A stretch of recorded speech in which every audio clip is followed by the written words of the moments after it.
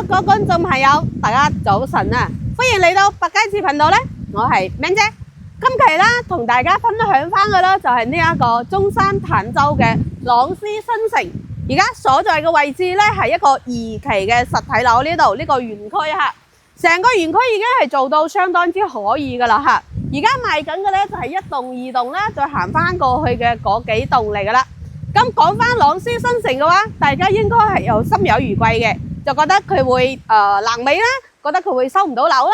但係隨住1期嗰邊嘅順利收樓啦，各方面已經係手續已經係辦妥晒之後嘅話咧，而家2期佢嘅一個無論係園林啦，同埋大堂啦，仲有嘅話咧就係一個樓層，即係成個盤嘅一個質素啦，仲有佢嘅一個實用率嘅話，亦都係迎嚟咗一個最新嘅一個約式嘅。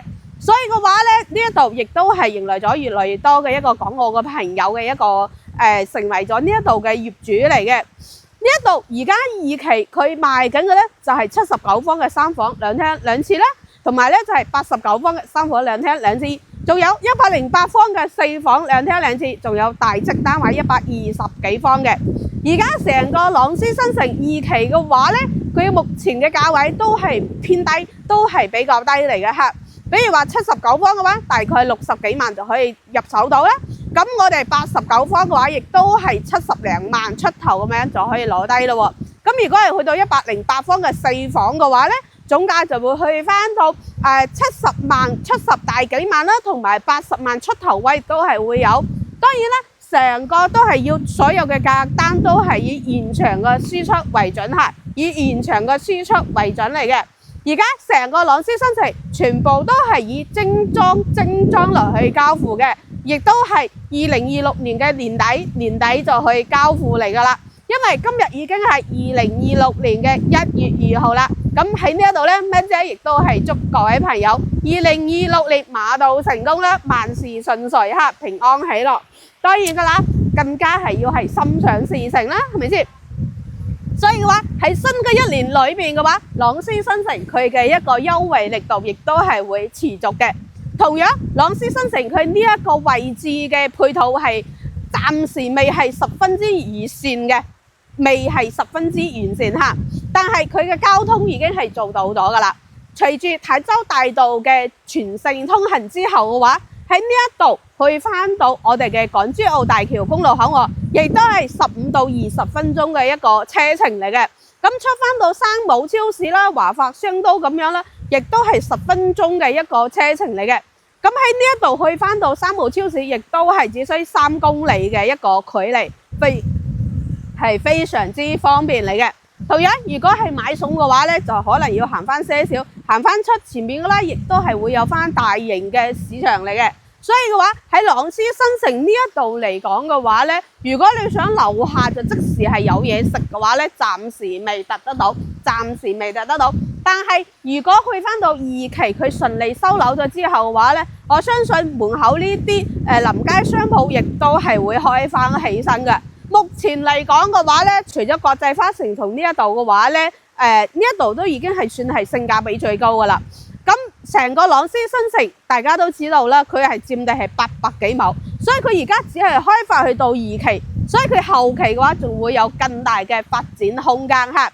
而家嘅話咧，我哋直接上翻去實體嘅示範單位裏邊睇翻一下佢嘅一個交樓嘅質素啦，同埋佢嘅一個間隔啊。Hello， 各位觀眾朋友，而家 Man 姐上到嚟咧係朗詩新城2期2棟3樓嘅一個實體嘅示範單位。可以睇到咧係2個 lift， 然之後咧係4房嘅，成個公共區域係相當之闊落嘅喎。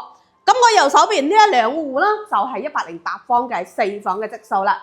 左手邊呢兩戶咧就係89方嘅質素噶啦。嚟，我哋望翻一下成個戶型圖呢一邊先。佢整體嚟講嘅話咧，佢成個間隔係非常之正嘅嚇。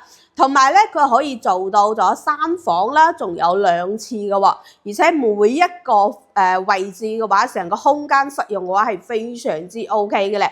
OK， 過翻嚟，我哋入到嚟睇下先。呢一個咧，佢係示範單位嚟嘅，所以嘅話咧，佢後期仲會有翻隔離嗰度咧，會有翻一個交樓嘅標準俾到大家。入門呢度咧係一整個我哋嘅收納櫃。成個空間係非常之闊落嘅喎。行翻過嚟睇到呢度咧就係我哋嘅餐廳位啦。餐廳位裏邊會入翻一個7字形嘅廚房，成個廚房 OK 噶。你睇下呢度咧煮飯啦，跟住呢度有個操作台啦，過翻嚟咧就會有翻個星盤啦。同樣嘅話，出邊咧都係會有翻嗰個露台 ，OK。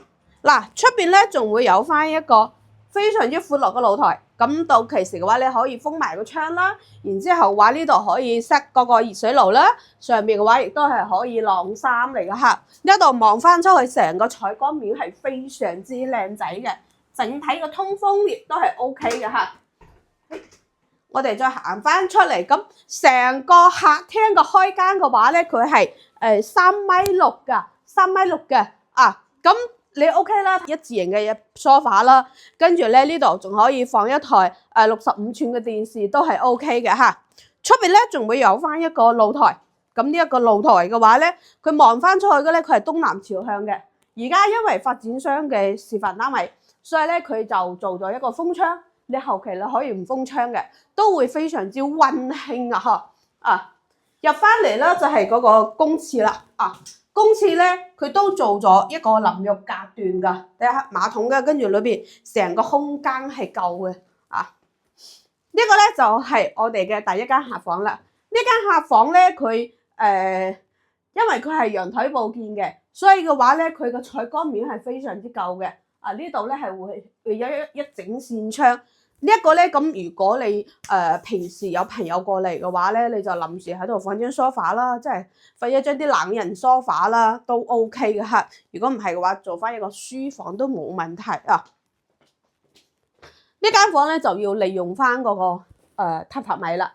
如果你唔用榻榻米嘅話，佢呢個飄窗台出嚟嘅話咧，你放張床嘅話就拍埋晒嗰個飄窗台嗰度，亦都係夠嘅。因為咧佢仲有好多位置俾你去做翻嗰個衣櫃嚇。主人房咧佢就做咗一個套間啦。而家佢放住張床咧係1.5米嘅，3邊落床位完全夠，仲會有翻衣櫃，所以嘅話佢89方嘅質素做到3房2廳2廁嘅話咧，其實係 OK 嘅，相當之 OK 嘅嚇。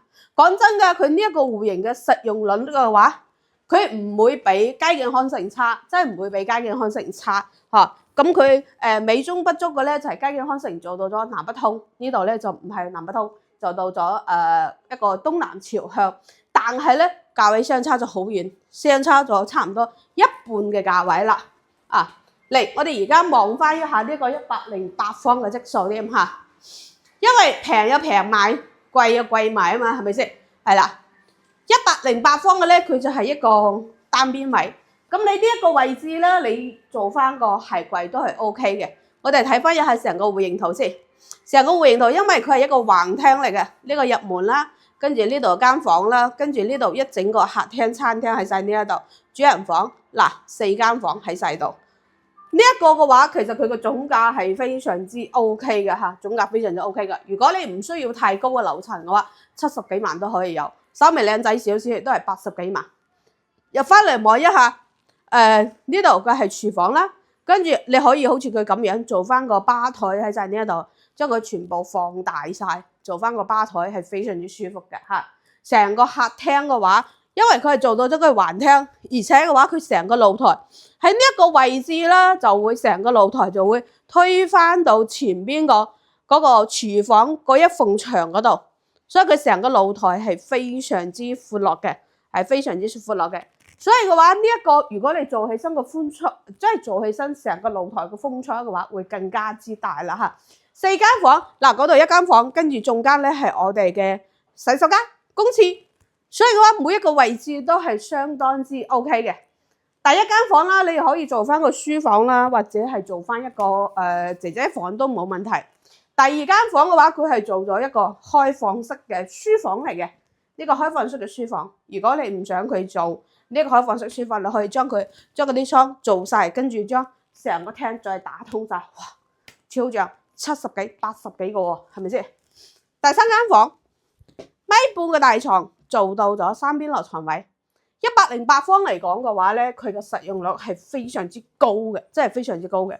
其實我覺得，你與其去買翻一啲好偏僻嘅地方，不如喺呢一啲地方攞翻一套80幾萬，而且嘅話你呢一個位置你出翻到港珠澳大橋，最多亦都係15到20分鐘啦。如果你去翻到其他比如話去翻到三帽咁樣啦，最多亦都係5到8分鐘咁樣就可以去到噶啦。因為咧咩姐喺呢一邊已經係生活咗差唔多20年嘅時間，所以話對呢度每一個角落都係非常之熟悉嚟嘅嚇。你話80幾萬入手呢一啲精裝單位係非常之 OK 嘅。如果你唔想一次過俾嘅話，你可以俾首期，跟住月供。首期嘅話亦都係10零個，月供嘅話亦都係3000蚊左右咁樣就可以攞低呢一套4房單位喎，係咪先？其實我覺得好過喺香港嗰邊住翻嗰啲劏房啦，係咪先？同埋嘅話，而家喺大陸生活嚟講，我覺得係非常之 OK 嘅。無論係物價嚟講啦，一或係舒適度嚟講，一或係交通嚟講，都已經係非常之有優勢噶啦。